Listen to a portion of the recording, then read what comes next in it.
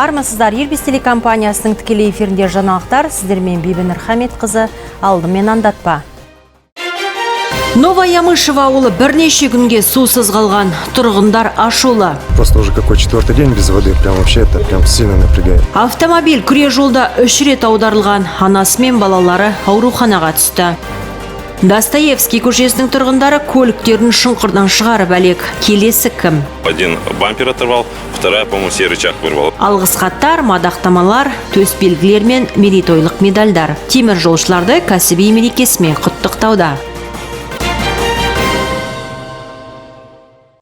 Жаңалықтардың демеушісі Ақсу ферроқорытпа зауыты. Әлемдегі ең ірі ферроқорытпа өндіруші және жеткізуші. Новая Ямышева ауылының тұрғындары жаз бойы суды іркіліспен алуда. Ауыз суды осыдан 6 жыл бұрын тартқан. Айтуларынша қуаныштар ұзаққа созылмапты. Алайда биыл тіршілік нәрін тәулігіне бірнеше сағат қана қосады екен.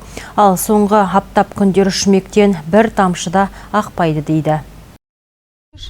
Новая Ямышева ауылында сорғы станциясы пайда болғанға дейін адамдар суды ұңғымалардан алған. Барлығында құдықтар болыпты. Ал ауыз суды әр үйге тартқан соң тұрғындар қатты қуанған. Және жабдықпен де мәселе туындамапты. Алайда биыл су іркіліспен беріле бастапты. Мәселе 3 ай бойы шешімін таппауда дейді.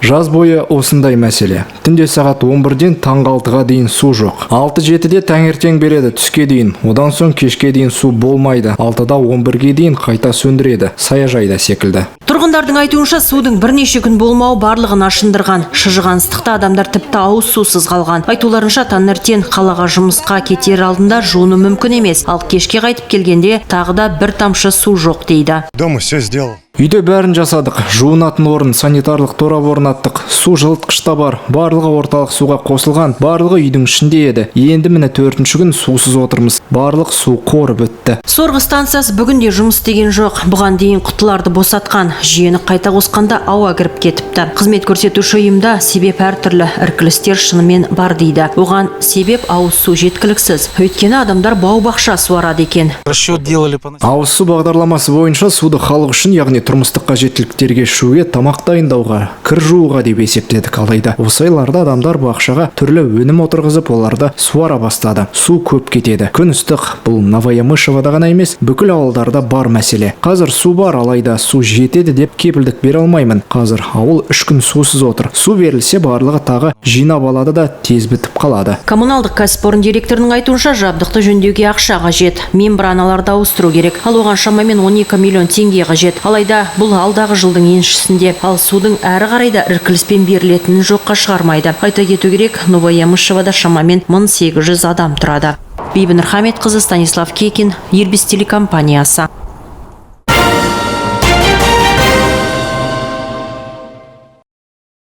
Павлодар облысы тас жолында анасы мен 3 баласы жол апатына ұшыраған.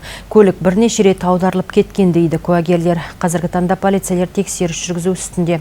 Толық ақпаратпен оқиға орнында түсірілген кадрлар әлеуметтік желі жаңалықтарында.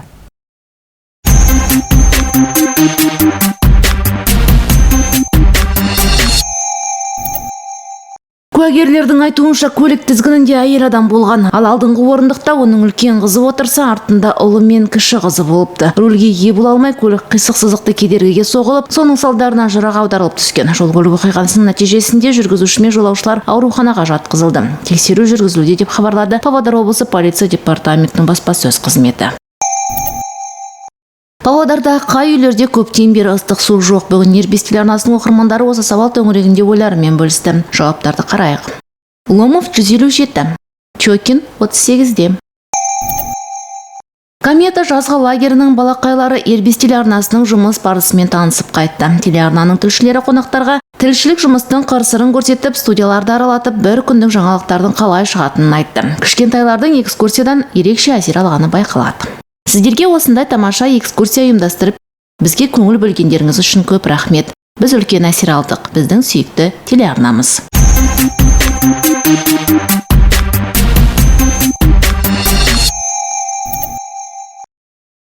Павлодар қалалық нөмір 1 ауруханасында халаттылар құлақ маңына шыққан ісікті алып тастады. Науқастың жағдайы қазір жақсы. Дәрігерлердің айтуынша, бұрын мұндай операцияны тек басқа қалаға барып жасау мүмкін болса, қазір оны осында міндетті әлеуметтік медициналық сақтандыру арқылы тегін жасату мүмкіндігі бар. Бет жақ хирургиясы бөлімшесіне түскен 55 жастағы Риза Қабышева құлақ маңындағы ісікке шағымданған. Айтуынша, бұған дейін сол жақ құлағының тұсы қатты ауырып шыдатпапты. Ақ халаттыларға дер кезінде жүгінгенін айтады. Қыста тұмаумен ауырып, оң жақ құлағымның асты ауыра бастады. Мен бірінші қалалық ауруханаға міндетті әлеуметтік медициналық сақтандыру бойынша жүгіндім. Олар бірден маған анализдер тағайындап, порталға қойып, операцияға дайындады. Халаттылар көлемі 2,5-те 4 сантиметр ісікті дер кезінде тапқан. Оны алып тастамаған жағдайда ол іріндеп асқынып кетер еді. Бұл ісіктің қауіптілігі сол, қайта шығуы мүмкін. Және бұл операция ауыз қуысының ішінен және сыртынан жасалады. Пациентте ол сілекей безінің созылмалы қабынуынан кейін пайда болған. Науқаста жаңағы құлақ аймағының сілекей безінде кистасы болды. Оны жаңағы жоспарлы түрде алыну науқасқа ұсынылды. Науқас жоспарлы түрде отаға келді бізде. Осы 2 күн бұрын науқасқа ота жасалынды. Жаңағы құлақ аймағындағы сілекей безінің кистасы алыну туралы. Киста толығымен алынды. Дәрігерлердің айтуынша, қазір пациенттің жағдайы жақсы, үйге қайтуға дайындалуда. Айта кету керек, бет жақ хирургиясында мұндай операциялар жылына 5-6 адамға жасалады екен. Бұрын пациенттер басқа қалаға бару керек болса, 2 жылдан бері Павлодарда жасайды. Бибінұр Хамитқызы, Станислав Кекин, Ирбис телекомпаниясы. Баланы мектепке жинауға қанша ақша жұмсалады, әріптесім анықтауға тырысты. Ол туралы шағын үзілістен кейін қазір жарнама.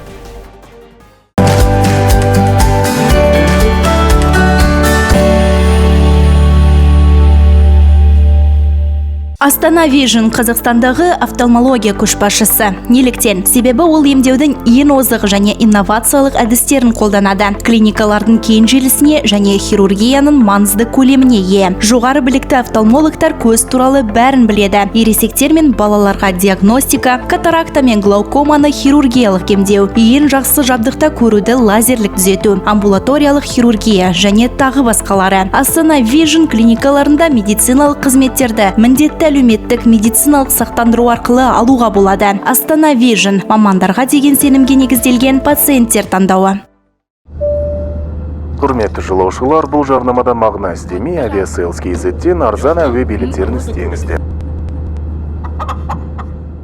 Aviasales KZ арзан әуе билеттерін іздеу жүйесі.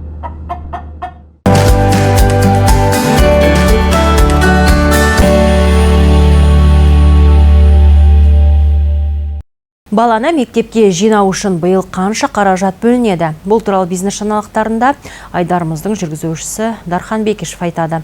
Әріптес, сөз өзіңде. Рахмет, әріптес, армысыздар. Қазақстан Республикасы Білім Министрлігі ұсынған ақпаратқа сәйкес, атаулы әлеуметтік көмек алатын отбасылардан шыққан, жетім және ата-анасының қамқорлығынсыз қалған, сондай-ақ жан басына шаққандағы орташа табысынан ең төменгі күнкөріс деңгейінен төмен отбасылардан шыққан балаларға материалдық қолдау көрсетіледі.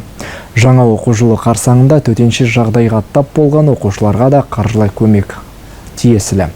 Енді әрбір білім алушыға қаржылық қолдаудың ең төменгі мөлшері белгіленді. Ол ең төменгі күнкөріс деңгейінен төмен болмауға тиіс. Биыл бұл көрсеткіш 43.407 теңгені құрайды. Яғни материалдық көмектің мөлшері осы суммадан төмен болмау тиіс. Бүгінгі таңда ата-аналардың шоттарына 3,4 миллиард теңгеден астам қаражат аударылды. 78 мыңға жуық бала қамтылып отыр. Бұл процесс жалғасуда. Айту керек, биыл 500 мың балаға бұндай демеу көрсетіледі деп күтілуде. Өзге жаңалықтарға көшсек. Павлодарда жас ұмытылмас болмақ. Кок студия Road Show біздің қаламызға келеді. 17 тамызда кешкі сағат 7-де орталық жағалауда сізді Coca-Cola ұйымдастырған концерт күтеді. Сүйікті әртістер, керемет конкурстар және сергітетін Coca-Cola. Кок студия Road Show. Жіберіп алмаңыздар, жазыңызды ұмытылмас өтуіне дайын болыңыздар. Толық ақпаратты Coca-Cola Kazakhstan Instagram аккаунтынан таба аласыздар. Жаздың соңғы айында жиһаздарды жаңарту ойларыңызда жүрсе, Мега сауда үйінің жаңа мекен жайына келіңіздер. Естай көшесі 77 практик сауда үйінің астыңғы қабаты. Айтпақшы, Мегада тамыздың 1 мен 14 аралығында 0012 жүйесі бойынша бөліп төлеу де ұсынылады. Богаччо шамдары көңіліңізден шығып, патшаларға сай стиль өрнегімен таң қалдырады. Анықтама телефоны 20 40 30 және 8 776 033 4001. Ральф Рингер аяқ киімдер салонында мектеп оқушыларына арналған Баден брендінің түсімі. Демисезондық өнімдер де келіп жатыр. Жазғы аяқ киімдерді алсаңыздар 20% жеңілдік бар. 2 жұп аяқ киім алсаңыздар 25%, 3 жұп тауар үшін 30% ескерілген. Жоғары сапалы аяқ киімдерді бөліп төлеп алуға да болады. Ральф Рингер аяқ киімдер салоны Тұлпар сауда үйінде 221 бутикте, Артур 2-де 356 бутикте және ескі орталық Әмбебап дүкеніндегі 22 бутикте орналасқан. Сонымен қатар Ақсудағы Агидель сауда үйіндегі 22 бутик бар. Балаңызға мектеп формасын іздеп жүрсіз бе? Сити Центр сауда үйінде орналасқан Глассман бутигіне келіңіздер. Бұл жерде сапалы материалдан жасалған сәнді үлгілерді табасыздар. Кеңесшілер балаңыздың дене бітіміне сай өлшемдерді табуға көмектеседі. Пайсыз бөліп төлеуде ескерілген мекен-жай Академик Сатпаев 132 қабат. Дүкен таңғы 10-нан кешкі 8-ге дейін жұмыс жасайды. Үздік сән үлгісін таңдаңыздар. Style by Glassman. Оқу жылына арналған дүниелерді арзан дүкенінде де сатып алуға болады. Сәнді және классикалық банттардан бастап, өзге керек жарақтарға дейін барлығы бар. Кеңесшілер әрбір сатып алушымен жекелей жұмыс жасайды. Балаңыздың мектептегі образына сай барлығын тауып береді. Қолма-қол төлем үшін 10% жеңілдік ескерілген. Ал тауардың 50 000 теңгеден асатын сомасына сыйлыққа сөмке беріледі. Арзан дүкені мекен-жайы Бұхар Жырау 1. Ал соңында валюта бағам жайлы. Павлодардағы айырбастау пункттерінде доллар 476 теңге, евро 514 теңге, ал рубль 5 теңге 50 тиыннан сатылуда. Бүгінге осы, сөз кезегі өзіңізде, Бейнұр. Дархан, рахмет. Павлодардағы жеке сектордағы шұңқырға бір апта ішінде 3 көлік түсіп кеткен. Тұрғындардың айтуынша жердің опырылуы Бектұров 136 мекен жайындағы жаңа үй құрылысынан кейін пайда болған. Шенеуніктер еш әрекет ететін емес. Көршілер өз қауіпсіздігі үшін шұңқырды қоршап қойыпты. Қаламыздағы Достоевский көшесі бойында жиі өтетін жүргізушілердің шұңқырларға еті әбден үйренген. Ал Павлодардың ғажайып бөлігіне сирек келетін темір тұлпар иелері маневр жасау шеберліктерін шыңдайды. Жергілікті тұрғындар бұл жағдай соңғы 3 жылда пайда болғанын айтуда. Бектұров 136 мекен жайындағы жаңа үй құрылысы басталған беттен асфальтты қазып тастады, жүйелерді тартты. Содан кейін шұңқырлардан көз ашпайтын болдық. Әрбір тесік жамалмай шөп басып кеткен. Салықты төлеп жатырмыз. Неге жолды жөндемейді? Неге ешкім қадағаламайды? Жергілікті тұрғындар жаңа көп қабатты үй салып жатқандарға жол жабынын қалпына келтіруді талап етті. Алайда мердігер бұған құлақ асқан емес. Жолға сақталған тастарды шашты да қойды. Мәселе ашық күйінде қалып отыр. Вот, посмотрите, сегодня машина провалилась 2 августа по улице Достоевского, 53. Вот яма какая огромная. Асфальт упал. Примите меры, пожалуйста. Так бампер можно вырвать. Хорошо вовремя заметил. Ограждение мы сами... Көршілерімізбен бірге шұңқыр айналасына қоршау қойдық. Толстой көшесін жөндеуге жауып, көліктер келіп шұңқырға түсіп жатыр. Біреудің бампері түссе, екіншісінде тағы бір нәрсесінде. Полицияны шақырмастан кетіп жатыр. Тұрғындар 109 кол орталығына, қала әкімдігіне де бірнеше рет хабарласқан еді. Нәтижесіз. Апаттық жол учаскесіне қатысты шенеуніктер бізге де бір ауыз тіл қатпады. Альфия Омарова, Дархан Бекишев, Дамир Ишанов, Ирбис телекомпаниясы. Павлодарлықтар Крылов, Елгин көшелерінің қиылысына жаяулар өткелін қоюды сұрайды. Көрермендердің айтуынша, ондағы жол өте қауіпті. Адамдар мәселені шешіп беруді қалайды. Жағдайда бейнеге түсіріп, мобильді қосымша айдарына жіберіпті. Көрейік. Мобильді қосымшаның демеушісі Павлодардағы Әми зауыты. Ұсақ жанатын пештерді тікелей өндірушіден алыңыздар.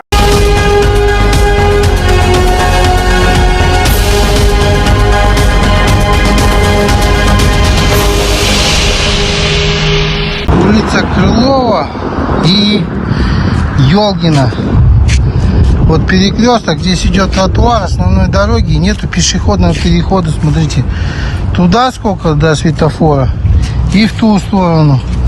Там находится у нас 2 детских сада, мечеть и еще кое-какие учреждения. Вот она главная здесь Крылова и Ёлгина. И почему нет этого пешеходного перехода? Такое опасное место. Поставьте сюда, пожалуйста, пешеход нам на этот перекресток. Почему, когда час пик и закрывают дороги, у нас нет ни одного гаишника? Почему вот здесь вот такая пробка, трамваи, машины, узкий перекресток, нету светофора, коллапс полный и нет ни одного регулировщика? Почему у нас всегда в Павлодаре сначала делают, потом думают? Вот объясните, пожалуйста, мне. Час пик. Люди не знают, как выехать. Уже вот стоим в пробке, наверное, минут 30. Каждый год одно и то же. Уже года 3. Участок Камзина между Бекмаханова и Суворова. Положили хороший асфальт, и каждый год вот теперь разрывают, чинят трубы. Уважаемое руководство города, не знаю, от кого это зависит. Аким города, аким области. Вот объясните, Камзина 106, угол Чайковского. Дождей не было совсем, уже несколько дней. Откуда здесь постоянная лужа? Сколько можно просить о том, чтобы сделали колодец, вот он, где баллон лежит, находится колодец, чтобы туда сливалась вода. Вы услышьте нас, пожалуйста.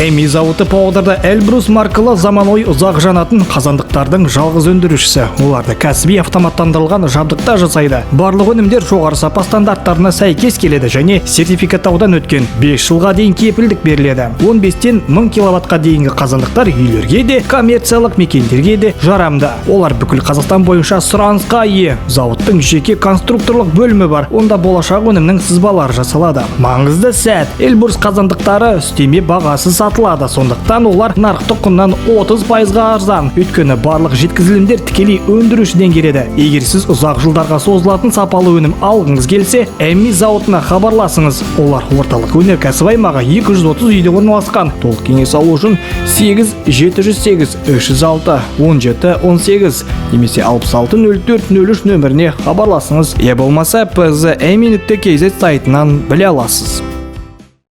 Көп қабатты үйдің төбесінде балалардың уақыт өткізіп жатқанын көрсеңіз не істеу керек? Дәстүрлі айдарымыз аясында осы тақырыпқа түсініктеме беруге тырысамыз.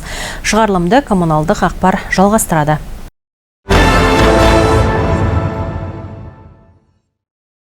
Балалар мен жасөспірімдерді шатырларда қауіпті серуен кезінде байқап жатамыз. Кәмелетке толмағандарды ықтимал оқыс жайттардан сақтау үшін полицияға хабарлауға болады. Бірақ бұған дейін тәртіп сақшылары олардың ата-аналарына 73.840 теңгеге дейін айыппұл салу үшін балаларды фотоға немесе бейнеге түсіру қажет.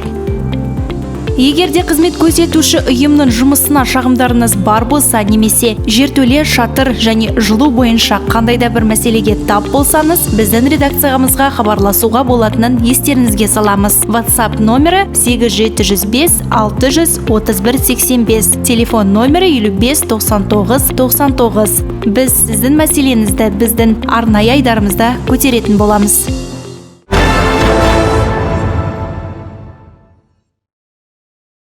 200-ге жуық павлодарлық теміржолшы кәсіби мереке қарсаңында марапаттарға ие болды. Маңызды сала қызметкерлеріне алғыс хаттар, грамоталар, төсбелгілер және мерейтойлық медальдар табыс етілді. Салтанатты рәсімге біздің түсірілім тобы да қатысты. Темір жолшылар күні тамыздың алғашқы жексенбісінде атап өтіледі. Сонымен қатар ағымдағы жылы Павлодар темір жол станциясына 100 жыл толып отыр. Айтулы мереке қарсаңында аймағымыздағы үздіктерді марапаттады. Олардың арасында 54 жастағы Махмұт Садықов та бар. 31 жылдық адал еңбектің үлгісін көрсеткен маман құрметті темір жолшы атанды. Ұлы да әке жолын қуып, поезд құрастырушысы ретінде мансабын жалғастыруда. 90 жылы келдім, бірінші кезде қиындау болғанда, содан кейін үйренді, енді 31 жыл жұмыс істеп жатырмын, сол осы маманда составитель болып. Осыны ұлым да сол составитель болып жұмысқа кірді. Бірге жұмыс істейміз екеуміз. Құрметті теміржолшылар барларын мынау мейрамдарыңызбен құттықтаймын. Бәріңізге денсаулық, ашық аспан, бала-шағаларыңыздықтан көп, немере шөбере сүйіп. Ауырмаңыздар осылай. Жылда темір жолын тойын тойлап жүре берейік. Айта кетсек, биыл Қазақстанның темір жол саласына 120 жыл, Павлодар жол бөлімшесіне Екібастұз станциясына 70 жыл толып отыр. Ал Павлодар торабындағы магистральдық жолдардың ұзындығы 1632 шақырымды құрайды. Бұл республикада ең ірісі болып саналады. Альфия Омарова, Герман Сосновцев, Ирбис телекомпаниясы. Астанада шаңғы роллер бойынша жазғы Қазақстан біріншілігі өтті. Додаға түскен жерлесіміз Дарья Ряшко классикадағы жеке жарыста күміс жүлдегер атанды. Басқа да ақпараттар спорт жаңалықтарында сәлден кейін жалғастырамыз.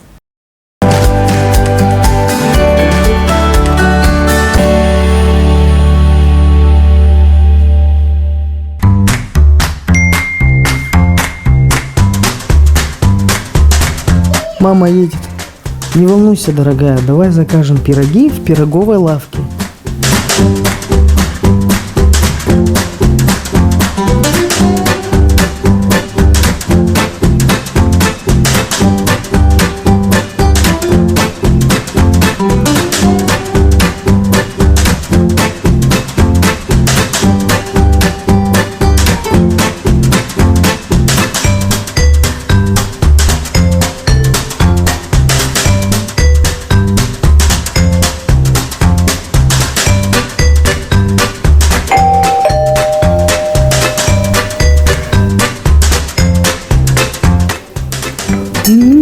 Какой вкусный пирог. Келин молодец.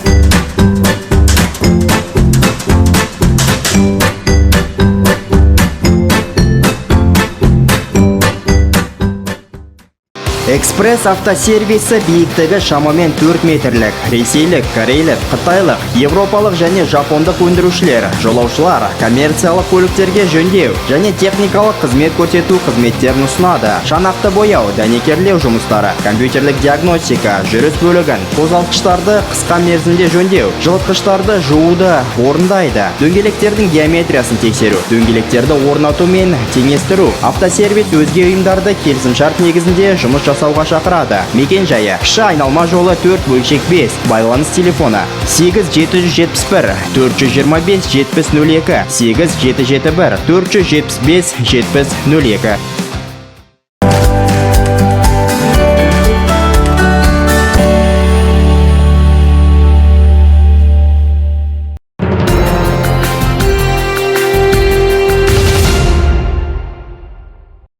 Қазақстан құрамасы Олимпиаданың 6-шы күні қорытынды бойынша 20-шы командалық орында келеді.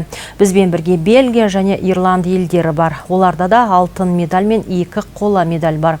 Қытайлықтар абсолютті көшбасшы, еншілерінде 11 чемпиондық атақ бар. Кейін 2 алтынға қалып келе жатқан ақш. Біздің спортшылар ішінде мергендер финалға өте алмай қалды. Бұдан бөлек бокста үміт артқан батырларымыз Айбек Оралбай және Мұхаммед Сабыр Базарбайұлы төрешілер шешімімен жарысты аяқтады. Жанкүйерлер бұл жекпе-жектерді әлі көпке дейін ұмытпайтын сияқты. Ал Базарбай ұлына қатысты біздің делегация апелляцияда жасады. Ал бокстағы ханшайымыз Назым Қызайбай 1-4 финалға өтіп, сенімді жеңіспен қуантты. Бүгін шаршаланға Сәкен Бибосынов, Нұрбек Оралбай және Карина Ибрагимова шығады. Сонымен қатар жеңіл атлет, дзюдо, батут гимнастикасының іріктеу кезеңдері ойындар өтуде. Бұл уақытта осы жексенбіде Қазақстан делегациясындағы біздің өңірдің жалғыз спортшысына павлодарлықтар қолдау білдіреді. Ольга Сафронова Париждегі Олимпиада стадионында өнер көрсетеді. Қазақстан құрамасындағы жеңіл атлетші Ольга Сафронова 80 мың көрерменге дейінгі Олимпиада стадионындағы әсермен бөлісті. Біздің спортшымызды бәрінен бұрын жүгіру жолы таң қалдырды. Мен елестеткендей, мұндағы жүгіру жолы керемет. Менің ойымша спортшылар соның ішінде мен де жақсы нәтиже көрсетемін деп үміттенемін. Жақсы секундтар көрсетуге тырысамыз. Жеңіл атлетикада алғашқы күні 20 шақырымдық спорттық жүруде чемпиондарды атады. Қытайлық және эквадорлық жақсы көрсеткішке ие. Бүгін алдын ала турнир және ерлер арасындағы 10.000 метрге жүгіруде финал өтуде. Ал қазақстандықтардан бірінші болып Надежда Дубовицкая мен Елизавета Матвеева өнер көрсетеді. Біліктіліктерін олар бүгін биікке секіру жарыстарынан бастайды. Ольга Сафронова 4 тамызда 200 метрге жүгіреді. Біздің параолимпиадашылар Қазақстан чемпионатында 6 медальге қол жеткізді. Таразда пауэрлифтингіден облыс құрамасы турнирді сәтті өткізді. Жарысқа көру қабілеті нашар және тірек қимыл аппараты бұзылған спортшылар қатысты. Өз дивизиондарында Михаил Ткач, Марина Мұхтарова және Василий Мухин жеңімпаз атанды. Руслан Булатов күмісті, ал Владимир Черепанов пен Юлия Петрусева қоланы жеңіп алды. Зағип спортшылар үшін республика біріншілігі халықаралық стартқа іріктеу болды. Қазан айында Астанада әлемдік форум өтеді. Павлодарлықтар чемпионатқа дайындықты бастады. Бұл уақытта Павлодарлық орталық стадиондағы кезекті дода өз мәресіне жетті. Облыстың жеңіл атлеттері президент көп сайыс арасында үздіктерді анықтады. Көп сайыстың ішіндегі жеңіл атлетика бәсекесіне 6 жас аралық санаттарда жарыс өтті. Ардагерлер 1 шақырым жүгірсе, 40-қа дейінгі ерлер 2010 метр жүгірді. Қалалық фавориттер жоғары орындарды ешкімге берер емес. Ал аудандар ішінде жаңа есімдер бар көрінеді. Аудандар ішінде Ақтоғайдан келген Жанна Амантаеваны атап өткім келеді. Ару қыз мықты дайындықпен келгені байқалуда. Сонымен қатар бірнеше жыл бойы жарысқа қатыспаған Кисляковтар жанұясы қайтадан оралды. Железин ауданының намысын қорғауда. Отағасы Виктор Кисляков өз тобында мықты бәсеке көрсетуде. Нәтижесінде аудандар ішіндегі жарыста ақтоғайлық Жанна Амантаева жеңімпаз атанды. Бұл аталымда қала спортшылар арасында Анастасия Торшко ең жоғары көрсеткішке жетті. Әйелдер арасындағы өзге додаларда аудан өкілдері Светлана Кузнецова, Юлия Суджанов, ал қалалықтар ішінде Лидия Легенькая мен Оксана Муншау және Татьяна Миргородская үздік болды. Ерлер арасында Драмерецкий Николай, Сорокин Алексей, Мұхтар Ансар, Жутеков Айбек, Шакуов Канат, Архипов Евгений, Ухов Валентин, Бутабай Қабакен және Бердалин Танат үздік болып танылды. Астаналық веложолақ бұл күндері бірден бірнеше жарысты қабылдауда. Жасөспірімдер ұлттық чемпионат медальдері үшін барын салса, олардан сәл кіші спортшылар жылдам және спринтті додаларда бағын сынауда.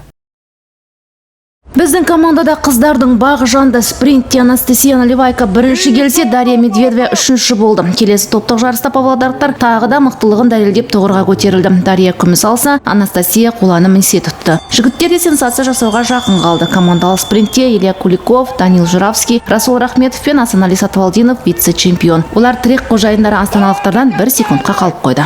Техника жағынан ақсап қалдық. Кей жерлерінде жылдамдықта жеткілікті болмаған шығар. Журавский 5-ші келді, Куликов 6-шы, Сатыбалдинов 8-ші, ал Рахметов 10-шы мәре сызығын аттады. Қателерін өздері байқады. Жасөспірімдерден Петухова 5-ші келді, ал жарыс алдында сәл сырқаттанып қалды.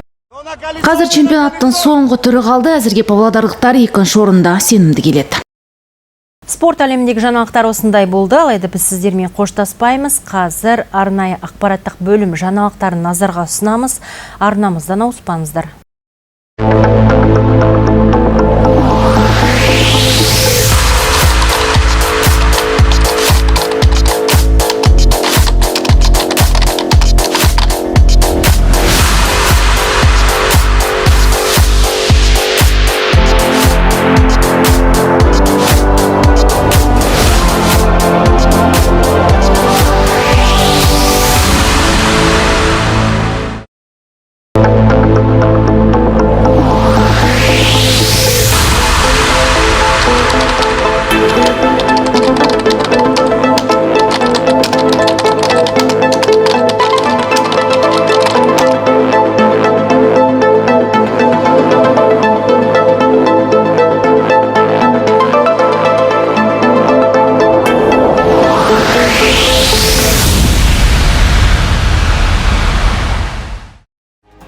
Күннің батыс ақпараттар осындай болды. Сіздер үшін студияда жұмыс істеген Бибінұр Хамитқызы. Демалыс күндеріңіз сәтті өтсін. Жақсылықпен жүздескенше.